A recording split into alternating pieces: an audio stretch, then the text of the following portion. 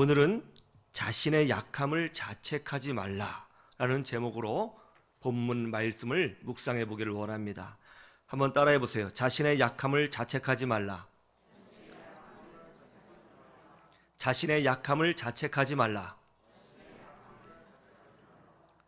이 세상에는 하나님이 없어도 살 수 있는 사람이 있고 하나님이 없으면 절대로 살 수 없는 사람이 있습니다.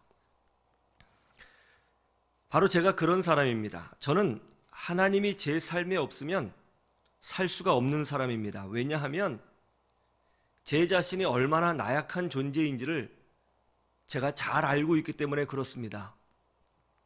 어떤 사람은 그런 이야기를 하지요. 교회 다니는 사람들은 마음이 나약해서 무엇인가를 의지할 절대자를 찾기 위해서 교회 나가는 것이다. 예, 저는 마음이 나약해서 하나님을 붙었습니다. 저는 마음도 나약할 뿐만 아니라 실수도 많고 완벽하지도 않고 또 생각도 한참 모자랍니다. 하나님의 은혜가 아니면 살 수가 없어요. 저는 탁월한 사람이 아닙니다. 그리고 특별히 제 자신이 스스로 복을 만들어낼, 축복을 만들어낼 힘도 없습니다. 능력도 안 됩니다. 그리고 무엇보다 저는 제 힘으로 구원받고 하나님의 자녀가 되고 내 힘의 능력으로 천국 백성이 될 자신이 없습니다. 불가능하다는 것을 압니다. 그래서 저는 오직 예수 그리스도와 그의 십자가의 공로를 믿고 의지합니다. 그리고 항상 주님께서 나와 함께 해 주시기를 기도합니다. 저는 하나님이 없이는 살 수가 없습니다. 여러분은 어떻습니까? 바이러스가 창궐하고 있습니다. 비가 내려서 제방이 무너지고 뚝이 무너졌습니다. 홍수가 났습니다. 이런 현상을 보면서 사람이 얼마나 무기력한지, 그렇게 똑똑하다는 인간들이 얼마나 무기력한지 우리는 두 눈 똑똑히 그 현장을 목격하고 있습니다. 우리는 정말 하나님이 없이는 살 수 있는 존재가 아닙니다. 하나님께서 복을 주셔야 되고 하나님께서 지켜주셔야 되고 하나님께서 문제를 해결해 주셔야 됩니다. 우리는 하나님만 믿습니다. 오늘 말씀을 보면 예수님의 제자들이 얼마나 나약한 사람들이었는지 아주 적나라하게 기록되어 있습니다. 예수님의 제자들이 우리 생각보다 더 많이 나약한 것 같아요. 약한 것 같습니다.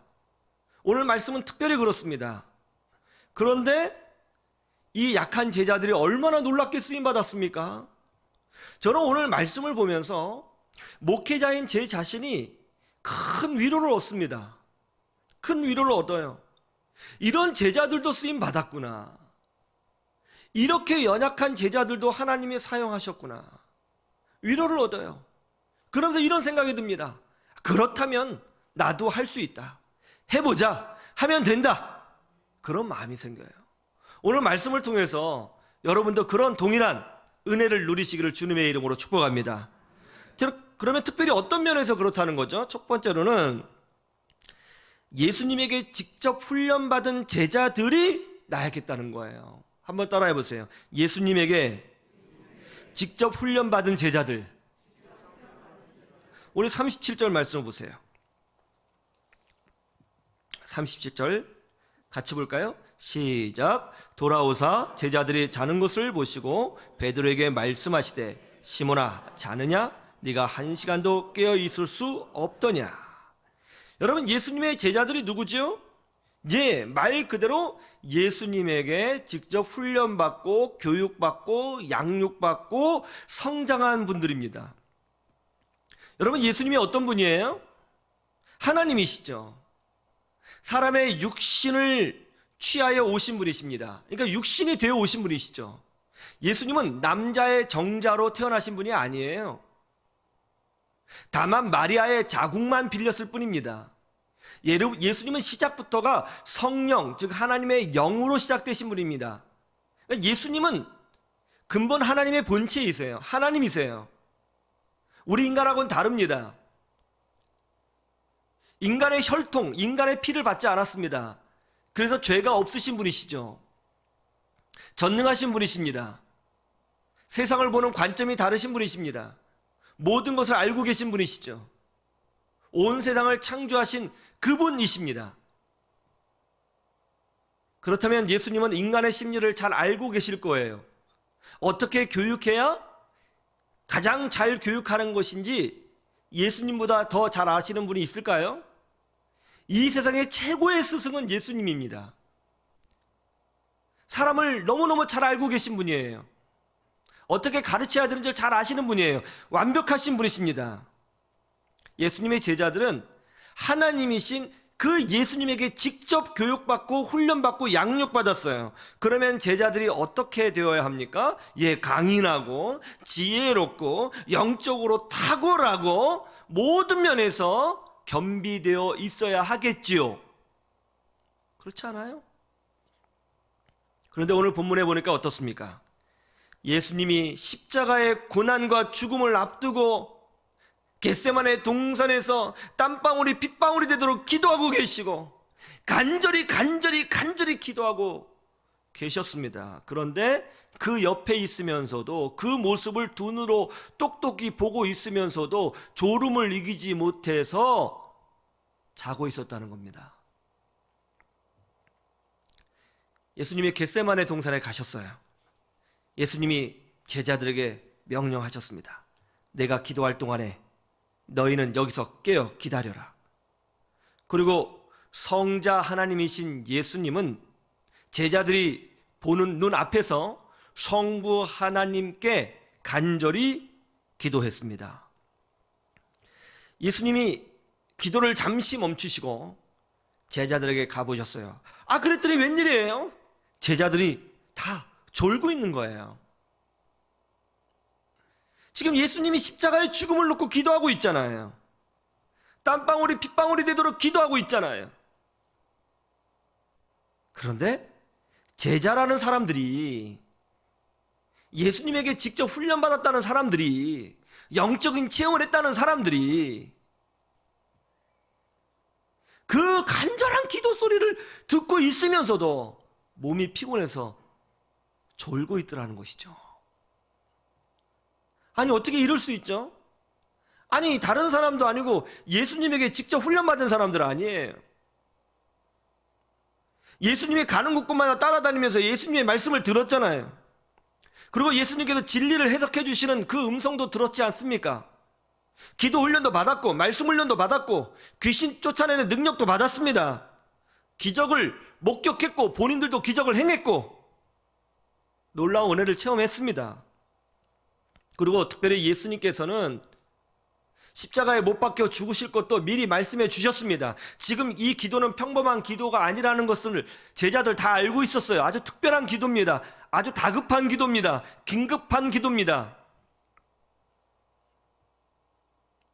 정성을 다해서 예수님께서 제자들을 양육하셨어요. 가르치셨어요. 예수님이 이 땅에 오신 목적 중에 하나가 바로 제자들을 양육하는 것이었습니다. 예수님의 모든 관심사는 제자들에게 있었습니다. 하나님이신 예수님께서 마음을 다하여 뜻을 다하여 정성을 다하여 제자들에게 모든 에너지를 다 쏟으셨습니다. 그리고 가르칠 수 있으신 것은 다 가르쳐 주었어요. 그런데 그렇게 탁월하신 예수님에게 직접 교육받은 제자들이 가장 위급한 순간에 졸음을 이기지 못하고 졸고 있더라는 거예요. 여러분, 이게 사람이에요.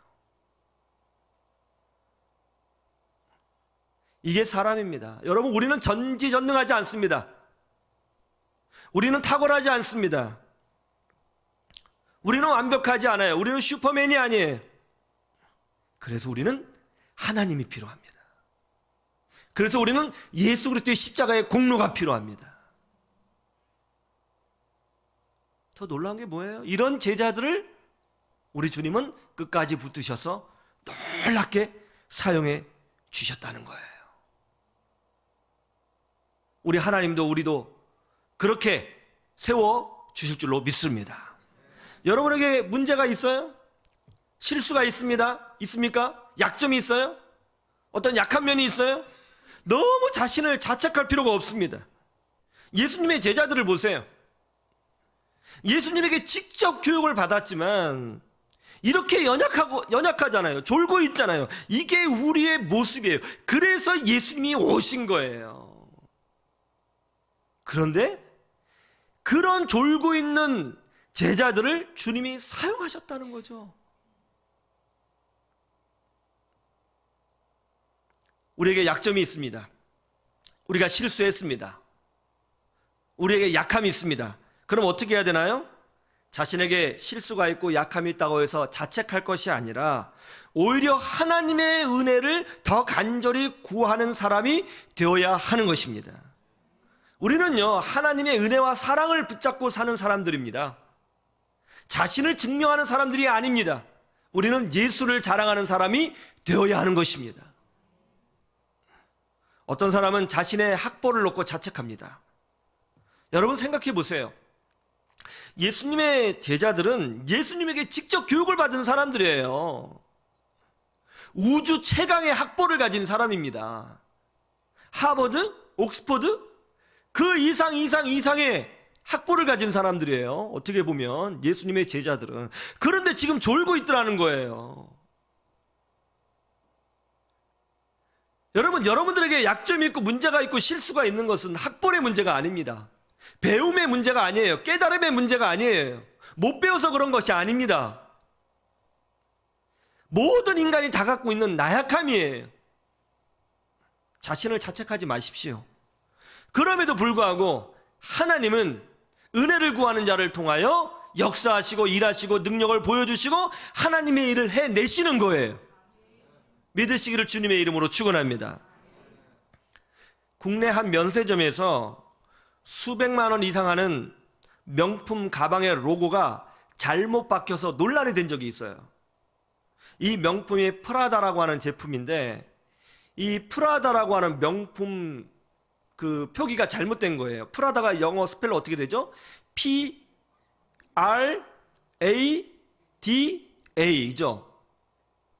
맞아요? 예, 영어 시켜서 죄송합니다. 프라다죠, 프라다. 근데 이게 어떻게 로고가 잘못 바뀌었냐면 앞에 P자가 두 개 붙은 거예요. 그래서 PPADA, 빠다가 된 거죠. 예, 빠다가 된 거예요. 그래서 이제 기사에 뜬 겁니다. 이게 가짜냐, 짝퉁이냐 조사를 해봤더니 진품이에요. 그럼 왜 이런 실수가 나왔냐 했더니 그 로고만 박는 아주 유명한 장인이 있는데 그 유명한 장인이 실수로 P자를 붙였다는 거예요. 그러면 그 잘못 박힌 그 명품 가방은 싸구려가 되느냐? 아니요, 그냥 명품이에요. 장인도 실수해요. 명품도 실수합니다. 그런데 실수해도 명품이에요. 여러분 하나님의 자녀죠? 하나님 나라의 백성이죠? 실수가 있고 실패가 있고 약함이 있고 잘못이 있고 약점이 있어도 여전히 하나님 나라의 백성이고 하나님의 자녀예요. 하나님이 사용하여 주시는 줄로 믿습니다. 우리는 자책하며 사는 사람이 아니라 우리의 나약함을 인정하고 하나님을 붙들고 사는 사람이 되어야 되는 것입니다. 이 믿음으로 승리하시기를 주님의 이름으로 축원합니다. 두 번째, 이 제자들이 우리에게 주는 위안이 뭐냐면 3년간 훈련받은 제자라는 거예요. 한번 따라해 보세요. 3년간 훈련받은 제자들. 우리 41절 말씀 보세요. 41절 다 같이 볼까요? 시작. 세 번째 오사 그들에게 이르시되 이제는 자고 쉬라. 그만 되었다. 때가 왔도다. 보라, 인자가 죄인의 손에 팔리느니라. 아멘. 예수님께서 졸고 있는 제자들을 세 번째 깨우셨습니다. 그러면서 뭐라고 말씀하셨어요? 때가 왔도다. 보라, 인자가 죄인의 손에 팔리느니라. 이제 예수님께서 십자가의 고난을 받으시고 죽으실 것입니다. 왜요? 왜 죽으세요? 여러분과 저의 죄값을 해결하기 위해서 죽으시는 거예요. 그런데 예수님이 이제 때가 되었다 이렇게 말씀하셨는데 이 때가 되었다 하는 순간, 십자가의 순간이죠. 그 순간이 예수님의 공생의 마지막입니다. 공생애란 개인적인 삶을 사신 것이 아니라 공적 인생을 사셨다라는 뜻이에요. 공생애. 왜 공적 인생이에요? 예수님은 예수님의 목적을 성취하기 위해서 이 땅에 오신 것이 아니고 죄인들, 우리들을 위해서 사셨고 우리들을 위해서 죽으셨기 때문에 공적인 인생입니다. 그래서 공생애라고 그래요. 예수님의 공생애 기간이 몇 년이냐? 정확히 성경을 보면 3년 반입니다. 요한복음에 보면 6월절이 4번 나옵니다. 6월절이 4번 나와요. 그러니까 횟수로는 4년이고 만으로는 정확히 3년입니다. 그러니까 예수님의 공생애가 3년이에요. 그런데 예수님의 공생애 기간을 예수님께서 세례 받으신 일자로 따져요. 예수님이 세례 받으시는 순간이 예수님의 세례 요한으로부터 세례를 받은 그때가 예수님의 공생의 시작입니다. 예수님의 세례는 사람들의 죄를 짊어지는 순간이에요. 그것을 의미하는 거예요. 그런데 예수님의 세례 의식이 6월절 6개월 전에 있다고 기록되어 있으니까 예수님의 공생애는 3년 6개월입니다. 그리고 예수님께서 세례를 받으신 이후에 바로 제자들을 부르셨으니까 예수님께서 제자들을 부르시고 양육하신 기간이 3년 6개월입니다. 그러니까 예수님의 제자들은 하루 이틀 훈련받은 것이 아니고 3년 6개월간 훈련을 받았습니다. 그것도 어떻게 해요? 같이 먹고 자고 하면서 말이죠. 목사가 되기 위해서는 신학대학원을 졸업해야 됩니다. 그런데 신학대학원은 다른 대학원과는 좀 체제가 다릅니다. 3년 과정이죠. 보통 일반 대학원은 2년 과정이잖아요. 그러나 신학대학원은 3년입니다. 그리고 학점도 100학점을 들어야 해요. 거의 대학교 수준입니다. 그만큼 교육의 양과 훈련의 양이 많습니다. 그리고 이 신학대학원에 합격을 하면 입학하기 전에 헬라어와 히브리어를 미리 마스터를 해야 합니다. 그래야 본과에 들어가서 원어 성경을 볼 수 있거든요. 상당히 오랜 시간 훈련을 받아요. 저도 신학대학원을 졸업했습니다. 그런데 늘 부족함을 느껴요. 예수님의 제자들은 3년이 아니라 3년 반 동안 예수님에게 직접 훈련을 받았습니다. 3년 반 동안 주야로 훈련을 받았습니다. 3년 반 동안 짧은 기간이 아닙니다. 그런데 그렇게 오랜 기간 철저히 훈련을 받았지만 졸고 있더라는 거예요. 이것이 바로 사람입니다. 그래서 우리는 예수님이 필요한 거예요. 수십 년간 김치를 만들어 파시는 권사님이 계셨어요. 김치 만들어서 파는 게 사업이죠, 이 권사님에게는.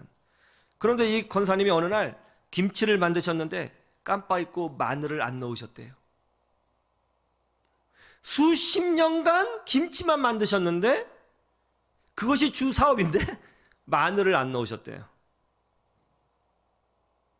사람이 완벽하냐고요? 그렇지 않습니다. 자신의 약함이 드러났습니까? 생각을 잘못해서 엉뚱한 곳에 빠졌습니까? 실수했나요? 자신의 인생을 허비했나요? 자녀들에게 잘못했습니까? 인간관계에 뭐가 문제가 있었습니까? 너무 자책하지 마십시오. 자책하지 말고 그럼에도 불구하고 나를 붙들고 계시는 하나님을 바라보고 은혜를 구하고 믿음으로 전진하십시오. 그러면 우리의 모든 약함과 실수가 오히려 하나님의 영광을 드러내는 기회가 될 줄로 믿습니다. 주님의 이름으로 축원합니다. 세 번째, 제자들이 우리에게 큰 위로를 주는 것은 이 제자들에게 체험이 많았다는 거예요. 한번 따라해 보세요. 놀라운 체험이 많은 제자들. 우리 34절 말씀 보세요. 34절 같이 볼까요? 시작. 말씀하시되 내 마음이 심히 고민하여 죽게 되었으니 너희는 여기 머물러 깨어 있으라 하시고. 예수님께서 겟세마네 동산에서 기도하실 때에 제자들에게 나와 함께 기도하자라고 하지 않았어요. 보세요. 깨어 있으라라고 했습니다. 왜 함께 기도하자고 하지 않았을까요? 내가 지금 십자가에 고날 놓고 땀방울이 핏방울이 되도록 기도할 텐데 너희들도 좀 기도해줘라. 그래야 되잖아요. 그런데 성경을 보면 어떻게 돼 있어요? 기도하라고 돼 했어요? 아니면 깨어 있으라고 했어요? 성경대로 정확히 봐야죠.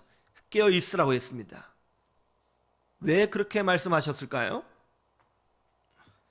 예수님께서 십자가를 지시고 우리의 죗값을 치러내는 사건, 예수님의 공생의 사건은 제자들이 흉내낼 수 있는 사건도 아니고 어떤 누구도 따라할 수 있는 사건이 아니에요. 우리는 예수님이 될 수 없어요. 예수님처럼 행할 수도 없어요.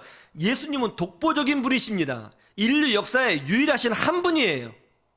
십자가를 지시고 죽으셔야 되는 사건은 우리가 본받아야서 우리도 같이 십자가에서 죽자 할 내용이 아니고 예수님만이 하실 수 있으시고 예수님만이 죗값을 치를 수 있으신 거예요. 예수님에게 부여된 예수님의 사명입니다. 이 문제를 놓고 예수님이 기도하셔야 되는 거예요. 그럼 제자들은 뭐 해야 되는 거예요? 두 눈을 똑똑히 뜨고 이 사건을 목격자로서 바라봐야 되는 거예요. 예수님의 제자들은, 우리들은 목격자일 뿐이지 예수 그리스도가 될 수 없습니다. 깨어 있어야 되는 거예요. 목격자가 돼야 됩니다. 그런데 제자들이 어떻게 하고 있었어요? 목격자가 돼야 되는데 졸고 있었어요. 40일 금식기도 하자고 하신 게 아니에요. 일주일 동안 금식하자고 말씀하신 게 아니에요. 3박 4일 금식기도 하자고 말씀하신 것도 아닙니다. 깨어 있으라라고만 말씀하셨어요. 그런데 졸고 있었어요. 왜요? 피곤했어요. 예수님의 제자들은 목격자들입니다. 그들은 체험이 많은 증인들이었습니다. 예수님이 죽은 자를 살려내시는 것도 목격했어요. 예수님이 무리를 걸으시는 것도 목격했어요. 중풍병자를 일으키시는 것도 목격했어요. 보지 못하는 자를 보게 하시고 듣지 못하는 자를 듣게 하시고 말하지 못하는 자를 말하게 하는 것도 목격했어요. 수많은 병자들을 치료하는 것을 목격했습니다. 특별히 오병이의 기적도 목격했을 뿐만이 아니라 제자들이 예수님께서 주시는 그 떡과 물고기를 나누어 줬어요. 놀라운 체험을 한 사람들입니다. 그런데 그렇게 엄청난 체험을 했음에도 불구하고 이 중요한 순간에 졸고 있어요. 체험이 많으면 영성이 대단할 것이다? 신령한 체험을 하면 그 사람은 좀 다를 것이다? 여러분, 예수님의 제자들보다 더 많이 체험한 사람이 있을까요? 있어요? 없을걸요?